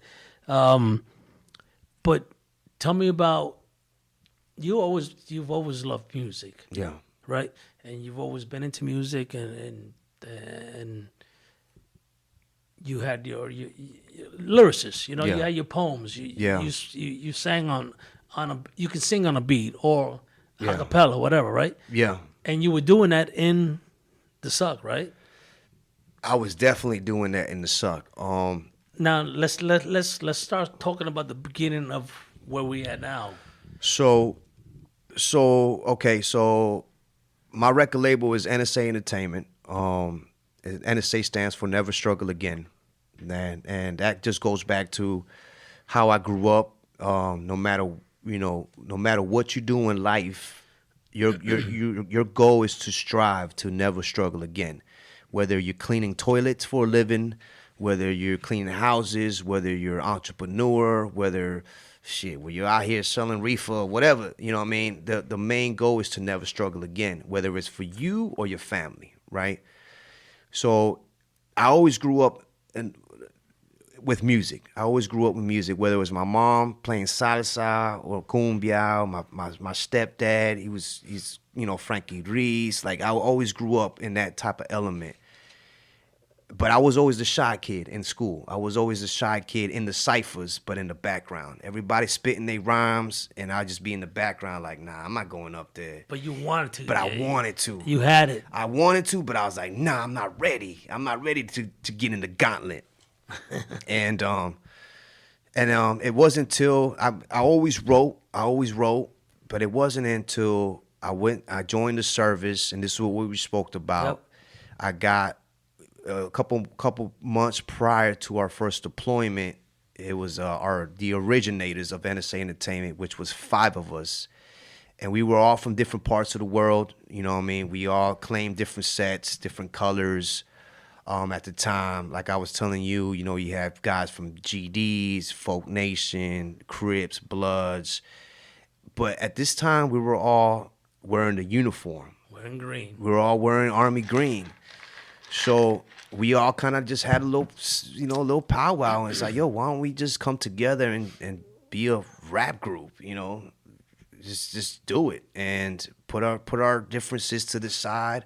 Put all that street mentality to the side and just focus on music. And that kind of evolved to our first deployment when we actually were doing songs. That was our getaway. Was that your peace of mind? That was definitely our peace of mind, because if we weren't constantly out on mission, surviving, we were in the motor pool fixing our tanks from surviving, from whatever happened. And so a lot of guys, their way to escape was the gym, or that's pretty much, or salsa night at the MWR. But our way to escape was just to write and record music in Iraq. And eventually that just kind of steamrolled after the first deployment. We got home. And we took the show on the road. We started not going on tour, but we started doing shows all over Fort Hood, all over Killeen, Austin, Temple, Coppers Cove, everywhere in that area. We were constantly doing shows, 2 to 3 shows a week. Texas. In Texas. and that's it. And then throughout the years, people went their separate ways. Like I stated earlier, one of the guys, my roommate, Sergeant Shields, he passed away. So the numbers just started diminishing, and it was just when I decided to get the hell out of the Army and call West Palm Beach my home. I had to make a decision to let go of the NSA Entertainment name, brand, or continue to carry the torch. And like I told you before, so much was invested. So much was invested, and at that time, I still had such a strong connection with my roommate, and I know that we would have conversations laying in bed at night, and it's just like, when we get home, we're gonna do this, we're gonna do that, because he was from Atlanta. And Atlanta, and we were gonna do this, we're gonna do that. So I still had that still was attached to NSA Entertainment, and I didn't want to just let that go right away. So I just continued doing what I was doing, and here we are. Now it's called what, the as far as the music? Yeah. You call it what? Warfighter. So Warfighter. Tell me how that came about. So Warfighter Music is hip hop is the foundation, right? Hip hop is, we live, breathe. Hip hop is the lifestyle, right? That's what we do. So Warfighter Music is a branch off of hip hop, right? And what Warfighter Music is music geared toward the warfighter community. But you can have a rocker, you can have a piano player, an instrument player who's a veteran, who's a warfighter, right? And they can fall under the Warfighter Music category. So many moons ago, me and another partner of mine, and I always bring him up because I gotta show love and I gotta go show credit to. He's taking it to the next level. Soldier Hard. He's also a Warfighter Music artist, and we came together one day. And at the beginning of the vision, it was Mill Hop. It was titled Mill Hop, military hip hop, and it's that kind of transformed into Warfighter Music, and it's just an umbrella for anybody who's a veteran, who's been through the who's been through the shit. Yep. Can use music as an escape. Absolutely. And and the goal is to, when you guys pick your music, your songs, and you see how you got to go pick a genre. Well, the goal, and it still is the goal, is to have that genre of saying Warfighter Music, and that's kind of that's what we're fighting to still to this day. I'm a true believer. Music calms the beast, man. Yeah. Like when I'm stressed out from work or whatever, I listen to everything. Everything. My dad was a big classical music guy. Okay. And I remember him when I was a kid, and my little sister came at kind of like the latter point when I was like in 12th grade. Yeah. And my dad loved Pavarotti. Okay. And he would my dad would stand there in front of this old, like... Pavarotti, he's an opera singer, Opera, no? Yeah, yes. okay. Yeah, Pavarotti. And he would stand there in front of this old 8-track kind of system. Yeah. And he punched in the tape, and my dad he thought he was literally in like Australia. Yeah. I don't know what the name of the damn... I know what you're talking about. The venue's called. Yeah, that big venue with the, looks like I think it's in Australia. Yeah, it's like triangle shape. Yeah. But it's one of the biggest venues for kind of that kind of music. Yep. And I'm sitting in Yonkers, New York, on a 3rd floor in the hood, and my dad's doing this. And I remember seeing my little sister behind him doing the same thing he was. So it was kind of hilarious. But what I'm trying to get to is, when I was doing the research on you, and you showed me, in your website, there's a video of Nori and Grandmaster Cash. Yes. Yeah. And I just put it here, hip hop. Yeah. Where did that word come from? Oh man, I'm not gonna. Bro. Come on, man. It blew my mind when I was watching that interview. It blew my mind. I had to listen to it twice today, and I'm like, that's where the word came from? Exactly. Do explain. So, when I heard it, it pretty much solidified everything that's in me as an artist and as a Warfighter music artist as well. You know what I'm saying? Because I'm more than just a rapper. You know what I mean? I do a lot more to just hold a rapper's title. You know what I mean? With event coordinating, event planning, giving back to the community. It's just I'm more than just a microphone and a rapper, right? So when I heard Grandmaster Cash, which is one of the pioneers of hip hop, say that the word hip hop came from an Army cadence, right? An Army cadence that one of the guys that was within the crew, whatnot, was in the service, and yeah, man. So it was like that's insane. That tripped me out. That's insane. That's insane. Now he said, you know, and I think Nori asked him like, "Yo, so where did the word come from?" And he's like, "It came from a military cadence." Yeah.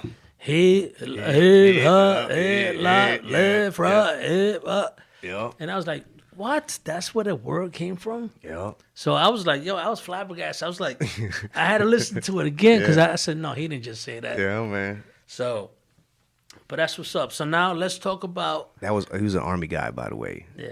Yeah, I'm just throwing that out there. So hip hop started from an Army guy. Hey, who y'all? Doing Army cadence. Nah, that's what's up, though. That's what's up. Yo, respect to all the military Yeah, of out course. there. Respect. Even the Space Force. I see y'all. Space Forces. I see y'all, man. Bro, now, Sabo, tell me what.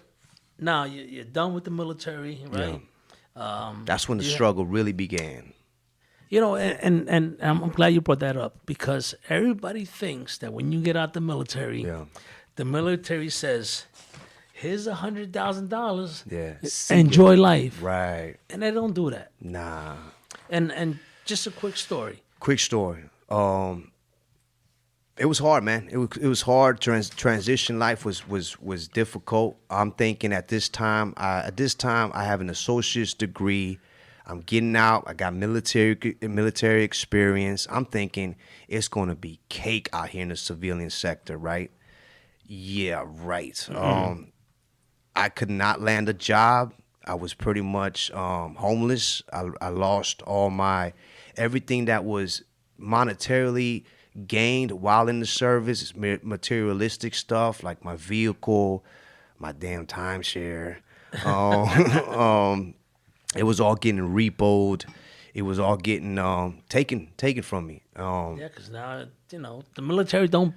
If you join the military for money, that's a wrong mistake. Yeah, that's a wrong mistake, right? But as far as just like the little things that helps you get through life, you know, a vehicle in Florida, we need a vehicle to go from point A to point B. And I'm here battling with these not insurance company, but the car dealers, whatever. Yeah, the dealers. The dealers, you know, because they want their payment, you know. And I'm like, bro, I can't get a job. Yeah, it's like put my payment on the back end. Like I'm gonna pay. And eventually, I just got tired of arguing with them. I was like, come get this damn vehicle, man. So I could not land a job, man, to save my life. My poor wife, you know, she was working 2 jobs. We had 2 kids at the time. You know, living in this little small apartment. Times was rough, man. Times was rough. And, you know, thank God I was able to navigate through those shark-infested waters, man, because I think if it wasn't for the foundation that I had at the time, you know what I mean, I was still lost in the sauce. Like I came back 2 clicks to the left. But you know, through time, through extensive therapy, I was able to bounce back. The bounce back game was heavy. And then in 3 years of searching, re-identifying myself, you know, finding my identity, I was able to get back on the saddle, man, and that's when I started contracting overseas. Bro, you just said something. The bounce back game is heavy. Bounce back. That sounds like a good T-shirt. Yeah. Merch. Yeah, some merch. No, and you know what? Yeah. It's serious because when I got out the Marine Corps, Yeah. I could barely afford a gallon of milk. I swear to God, man. Yeah. And back then, I'm talking about 94, Yeah. I only had my oldest. So, I was working at a rental car agency, washing cars. Yeah. I worked for some lady in Wellington, cleaning all her stables for all her fancy horses. And then I was volunteering at the SO, trying to get my foot in the door. Yeah. So it was, for people that think that when you get discharged and you're getting a fat check. Nah, life was not easy. Quick story. I know we're going, but We good. No, we good. Show We good. quick story. We good. Everybody talks about that moment, right? That moment of clarity or realization, like the wake up moment in a sense. I was unable to get a job, still trying to figure, counting interviews. The interviews. As soon as they pull up my resume, it's like, oh, this guy, so you did time overseas. Yeah.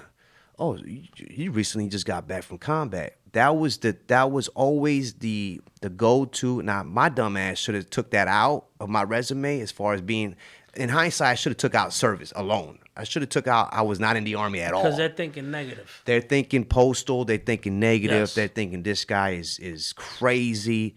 And I always will lose the narrative in the job interviews after that was brought up. I'm talking about, bro, jobs, Brinks. I'm talking about every kind of job you could think of. I end up landing this, I want to say like a telemarketing job through AT&T. They're not cutting the check, so make sure you edit that out. You the one that calling me? No, but it was on foot. It was on foot, going door to door, knocking on people's houses and trying to sell them AT&T products, right? And my moment was, I want to say it was during Thanksgiving. And I'm trying to make it ends meet because it was all based off commission and off of sales. So I'm trying to hustle. I'm out there hustling, peddling. Instead of peddling, I'm peddling AT&T products. Legitimately. And there's one guy, he's out there washing his car, right? And I approach him and I was like, hey, sir, how you doing? My name's blah, blah, blah. I'm from AT&T. I was wondering if, you're satisfied with your plan or whatever. He turns around and is like, bro, it's Thanksgiving. I want to say it was Thanksgiving. He's like, it's Thanksgiving, man. What are you doing? You should be at home with your family. Why are you out here? I was like, I almost cried in front of this stranger. I was like, you don't understand, right? I'm trying to get paid, man. And this is like 10 hours of out in this Florida sun, knocking on doors, that was one moment. And there was another moment where I was trying to convince an older lady, bless her heart, she was probably like 80, 90 years old, to buy these products. Me knowing she don't need none of this. Yeah. She's like about to croak, you know what I'm saying? She don't need none of this, but I'm over here like, lady, sign right there. Yeah, no, sign. No, put your glasses on. Sign right there. Yeah, that X. Use mine. Right, and I just felt so bad after that sale, right? And I was like, and then when the guy gave me that words of wisdom, I was like, the next day I quit. I was like, nah, I'm done. I'm done. Tough.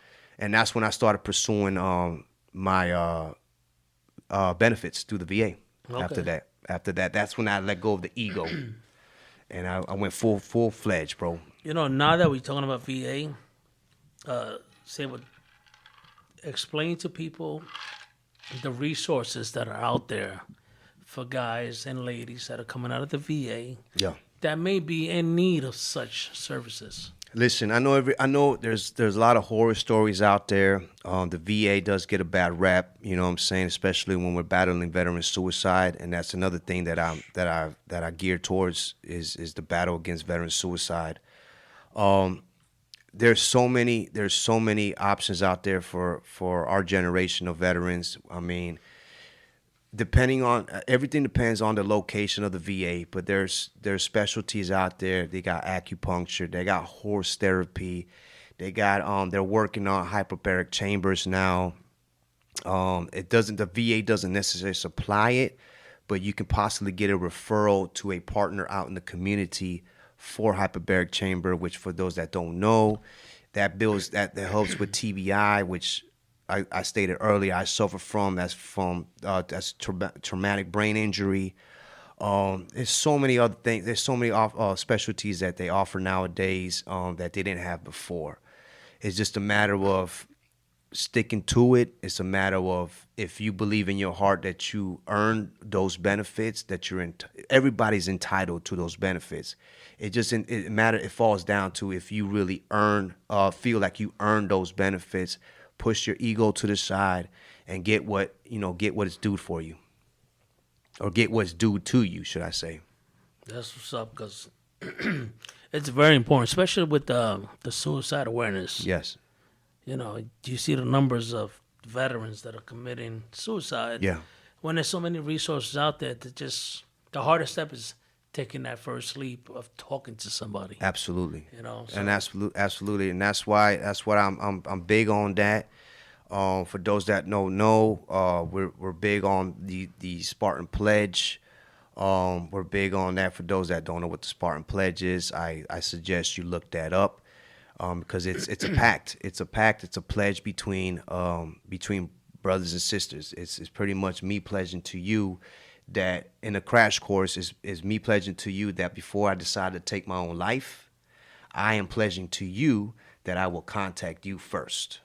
So you're like my lifeline in a sense. Right. We're pledging to each other that you are my lifeline. Before I decide to do what I do to end my own life, I am contacting you, and you are pretty much going to be there in a sense to get me through whatever demons that I'm working through.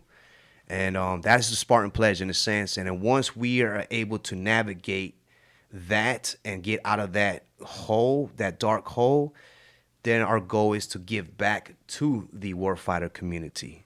You know, and the best thing about this is that there's no fluffiness. There's no payment plan. You don't have to pay for this. These are guys that have been overseas, that have been in combat and come back, you know, thank God, and now are able to, through their context, afford you these resources. Absolutely. So you shouldn't have to take that final step. You know? And I've lost count on how many guys I know personally who have unfortunately taken their own lives. You know, my only suggestion is bottom line, we are a community of warfighters. We are a community of being direct. So if you see, hear, or know about a battle buddy or friend who is battling through some sort of demons, you have to be able to be direct with them and ask them straight up. There's, like you said, there's no fluff, there's no puffiness in it. Right. Suicide is suicide. So you got to be able to direct and be, hey, dude, my brother, however you want to word it, are you thinking about killing yourself? You know what I'm saying? And it has to be like that. It has to be one of those conversations.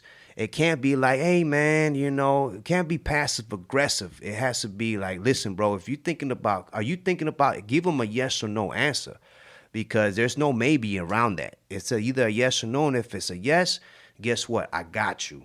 We in this together. We gonna work this out. You know what I mean? If it's a no, all right, cool. At least they know that you're being there. observant, that they're going through it. And then it opens up that channel of communication, you know what I'm saying? And then you can just be like, all right, you're saying no now, I'm going to take your word for it. But now you know that I give a shit, I care, I love you, and we're going to get through this together. Which is very important. Now, he say what you said it the best, that I care about you. Yeah. When, you know, guys that have been through these traumatic events may not think no one cares. Yeah. You know, at those lowest moments when nobody's around you and you're by yourself, people do care. You know, whether it's your family or it's your friends or whoever it may be, you know, you can always reach out to somebody. That is one of the reasons why I like that page, Veterans of South Florida. Yes. Because it's a great resource. Now, again, like we said before, Yep. It's not only for if you just need, you know, like a contracting job or something like that. But if you said, I need to speak to somebody about something, bet $1 million that somebody's gonna reach out to you and say, "Where can I meet you so we can talk?" Yeah, absolutely. And then that's it's. I mean, we're looking at over 2,500 members on the page. So yes, there's times where things might get lost in the not algorithm, but depending on how much posts get posted, your cry for help in a sense might get lost. But I guarantee you, whoever sees it is going to be inboxing or DMing you like, "Yo, what's up? Here's my number. Call me.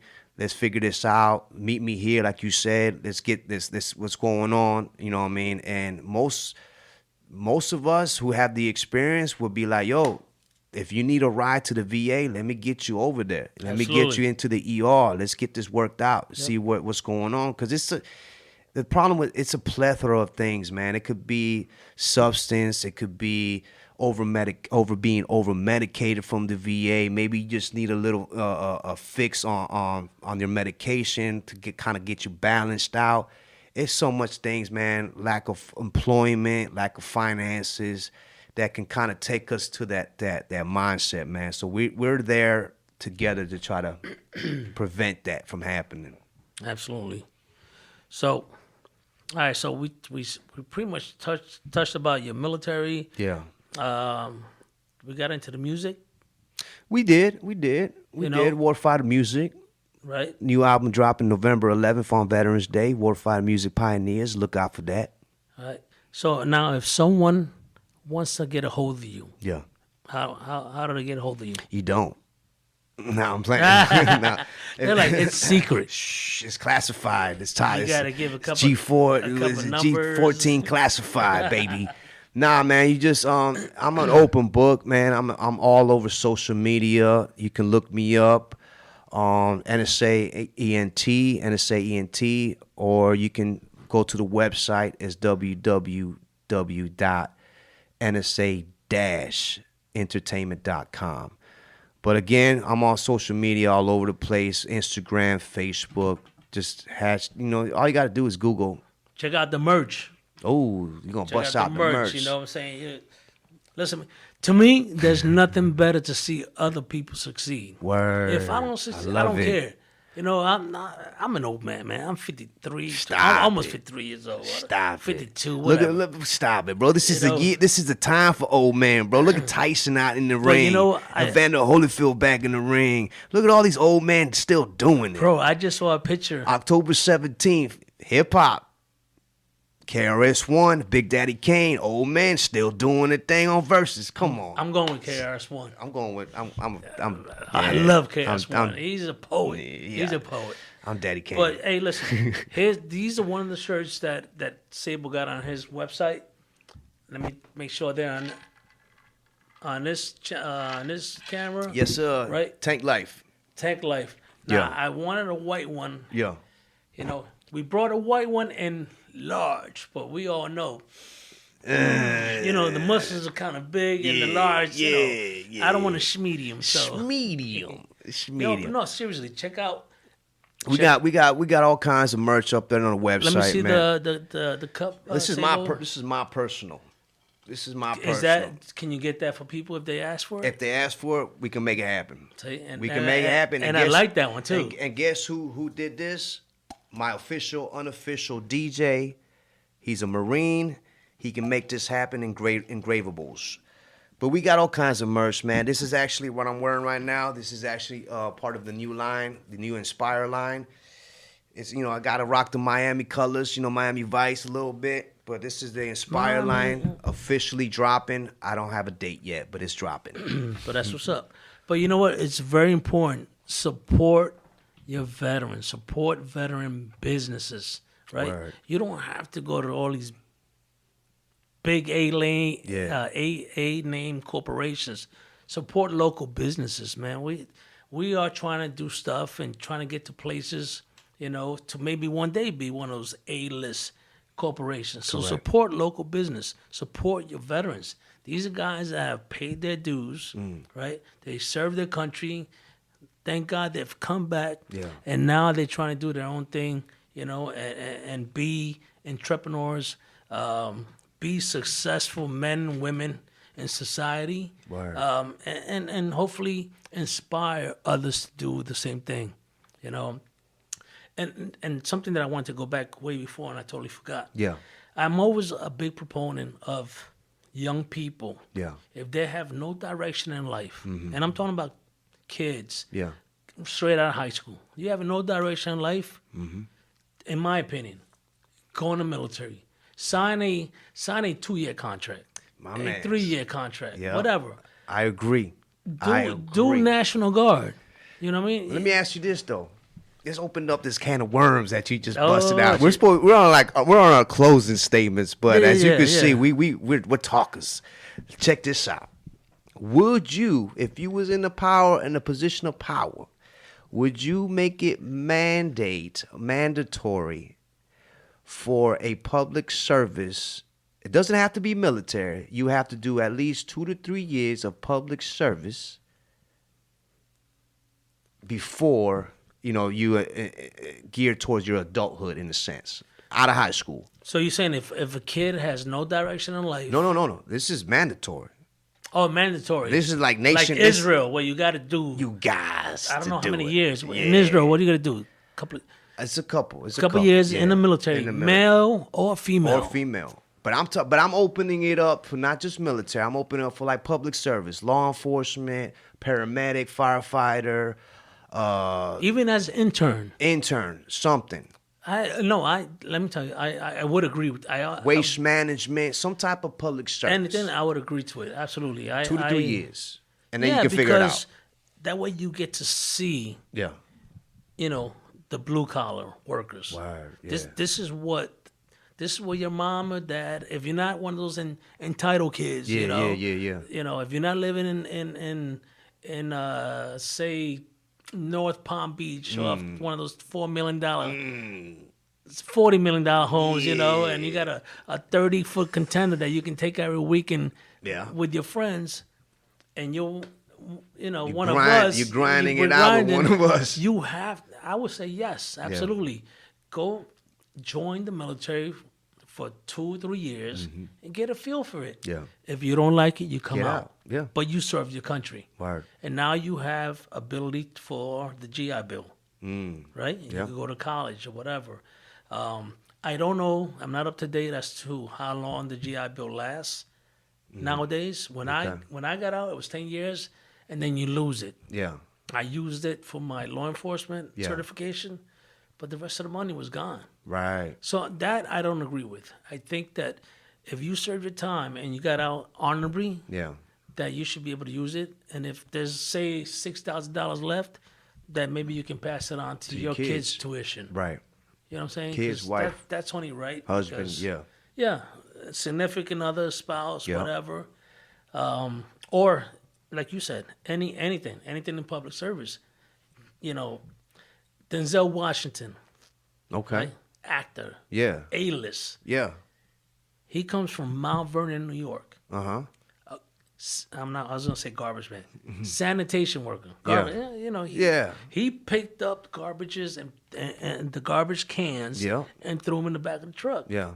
And he goes, I hated it, but I learned Yeah. that I didn't want to do this. Yeah. So I studied and did what I had to do to now be, What he is now. who he is now. Yeah. Yeah. So The equalizer. man, yeah, training day, Training day, yo. Right? King Kong, and Yeah, whatever. ain't got shit on us, yo. Ain't got Whoops. shit on me, yo. So if you don't have no direction in life, man, try the military. Then Yeah, you we're good. think- You good? Yeah, I mean, good. Slide over. Just- Tackle. Now we Tactical. can There we go. there we go. And 2 and 1 and Bam. action. We good. So you have to get your feet wet and get a feel for what life is mean. Yeah.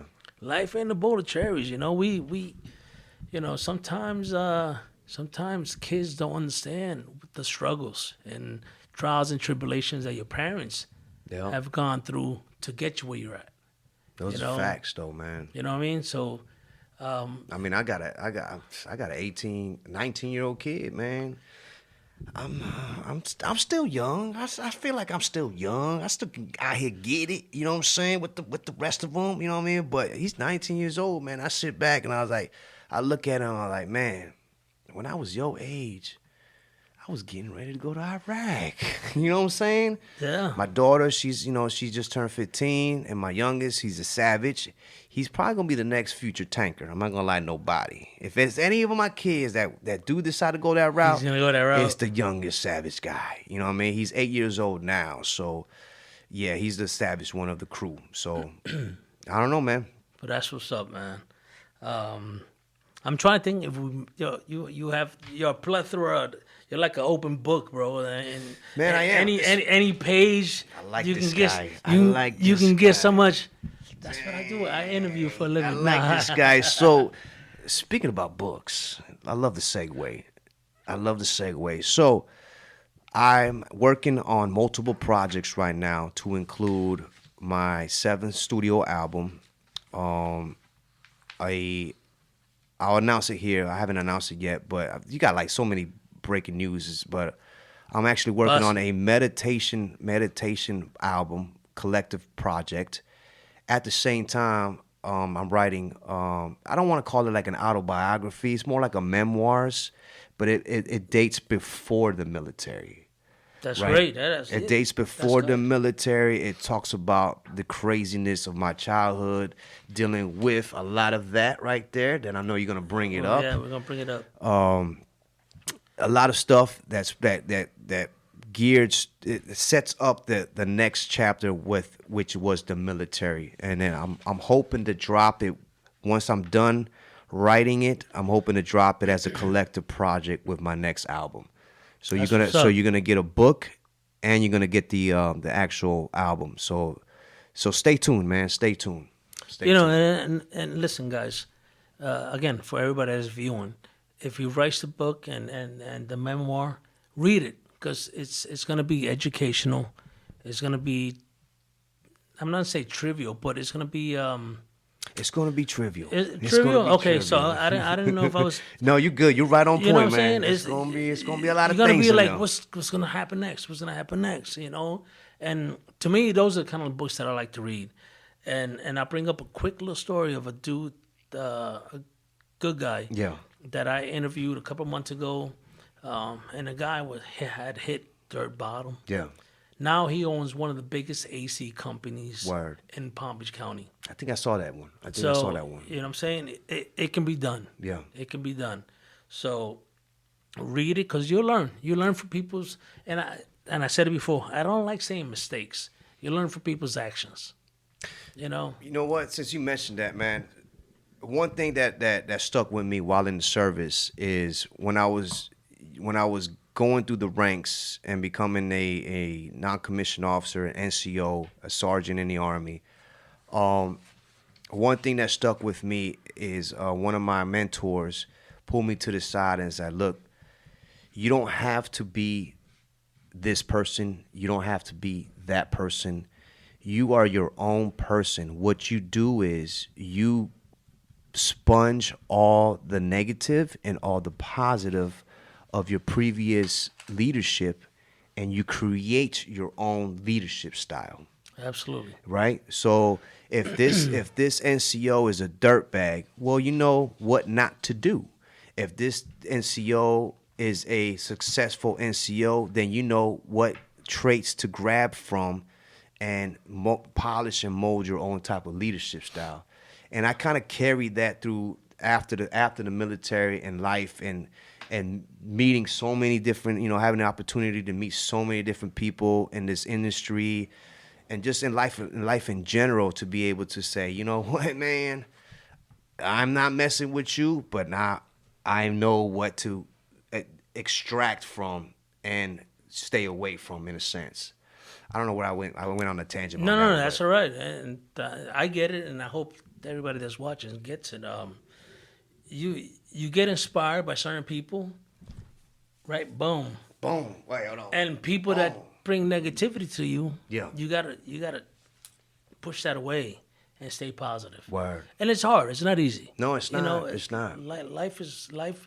If it was easy, like a lot of people in certain military branches say, Yeah. if it was easy, everybody would do it, right? Everybody would do it. Right? Exactly. So Exactly. and I use that phrase with my kids. Yeah. You know, especially with the one that's going to school now. I said, listen, with what you're doing, Yeah. if it was easy, there'd be 1,000 kids doing it. Yeah. So what you're doing is hard. Yeah. Stick to the guns and do your thing. Anything, you know, I'm trying to think if I miss anything, man, because No, we're good. I mean, the only thing that I would like to plug in, man, is Plug the it. is the which I'm after this interview or podcast, however you want to label it, we're gonna get Lou over here to join up and register as a business for those who are watching and viewing locally. Make sure you go to a Veterans Resource Network. Just type in Veternet, and if you're a business owner, an entrepreneur, register your business on the website. What it is, it's gearing towards civilian sector businesses to be able to pinpoint, hire skilled, dependent individuals that are veterans and give them a job. And those who are veterans that have a business, you are able to kind of network with other businesses. And one thing that the collective parties who are involved agreed on is that one of the things that in our eyes prevents veteran suicide is a foundation, stabilization, and financial situation, if that makes any sense. If a veteran gets involved with the routine, a job that pays, right, that provides financial stability, that gets their mind focused on what the next mission is, and that allows them to continue the mission to whatever that might be. So Yes. Veterans Resource Network, Veternet. Go ahead and Google that. Yeah, I can't wait to get on that. That's what's up. And you know what? Now that we've met, Yeah. I definitely want to get more involved with, you know, the stuff that you guys do. Word. Because I see you guys hooking up, you know. Yeah, and man. You guys are like a family. Yeah, You know, man. on the Veterans South Florida. Yeah, man. You know, and just, We out here. yeah, you know, you guys be We moving numbers, y'all. We moving numbers. We like try a wolf, to at least. your wolf pack. Yeah. Ooh, NWO. Your wolf pack. Hey, I came up with that idea. Wolf pack. NWO. VSOF wolf pack. Okay. All right. I'm not taking credit for that. But no, these, you know, it's good to mingle amongst those that kind of know what you have been through. Now, Yeah. you know, I've never been in your situation as far as combat. But, you know, we're still in the suck. We're in Yeah, the military, man. we're brothers. Hell yeah. You know what I'm saying? So we can still talk about certain things, and we talk about life. Word you know, I did, before I close out, I did want to talk about, because this month is Domestic Violence Awareness Month. Yeah. And that's very important because a lot of us have been impacted by that. Yeah. You know, and you don't have to be a female. You can be a male Yeah. and be impacted by domestic violence, right? And the only thing I really want to say about that is, if you think that you are in some kind of situation where you're dealing with domestic violence and it's coming to a point where it may lead to serious, like, bodily injury and or death, Yeah. you know, I want you to call this hotline. All right? It's 1-800-799-7233. All right? I'll say it one more time. And I'll put in the link when I do the video. I'm Yeah. sorry, when we edit it. It's 1-800-799-7233. You do not have to be a victim of domestic violence. You know, and like I said before, a lot of us have been, you know, a part of it, Yeah. right? You know, Product of domestic you know, violence. I'll be honest, like, with my family, you know, I felt it a little bit, where, you know, thank God, you know, my mom, my dad were a great couple, but Yeah. it was always the alcohol that pulled out the evil, the demon. Yeah. And it wasn't striking; it was just verbal. Verbal And abuse. that breaks a person down. Yeah, We know that. psychological, man. Absolutely. And then also, I just want to give props because it is National Hispanic Heritage Month. All right. And we were talking about this, and where my glasses at?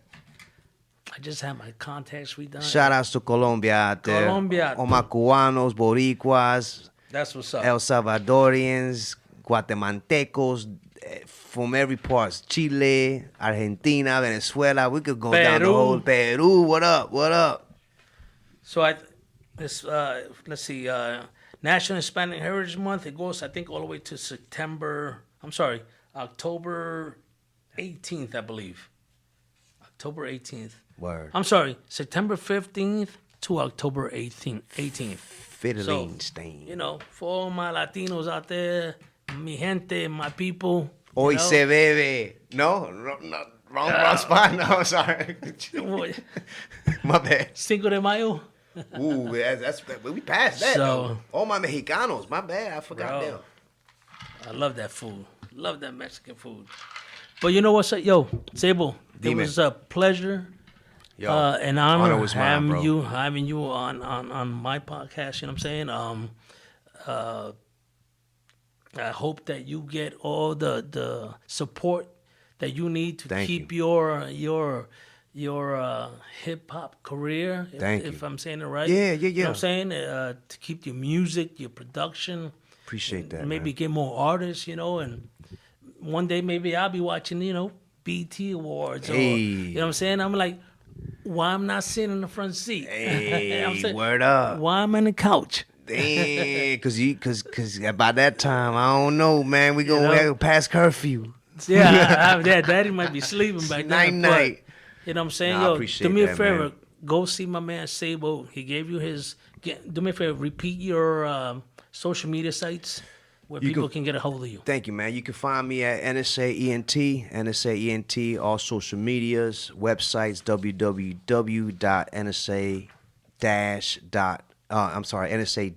NSA-entertainment.com. We posted it here. This is the latest album. We dropped it July 4th of last year. Prolonged Exposure. It's in the title, man. Prolonged Exposure. So prepare, be ready for that. Bro, and I was checking out the videos, the music on YouTube. Yeah. And yo, I was hyped up. Thank and you, man. he knows when he came to my house. Yeah, he did. Right? say And this that. is the first time he's in my crib. Yeah, this And is our first time meeting. literally In person. meeting in person. So I break bread with everybody. Boom. So I break drinks. yeah. So Whatever. you know what I'm saying? So This is agua. This is agua. aguardiente. Guaritos. All right, friends. So everybody, yo, be safe out there. Yo, support each other. Support veterans. Support local business, man. Support each other. Be nice to people, man. It pays. It pays to be nice to people. Word. You know what I'm saying? That's a Be lost nasty art. when you have to be nasty, but be nice to people. That's a lost It art, pays. my brother. So Being with- compassionate is a lost art, man. absolutely. Especially with people, Today's society. today's society and with us who've been through the shit. Being compassionate is definitely a lost art, man. But no, Papi, I thank you for your time. I appreciate it. It's an Sabo, honor. yo, It's my a man pleasure, Sabo, man. man. Thank you, everybody, for viewing and Yo, watching. Everybody salute. have a safe time, day, night. Edit out. Peace.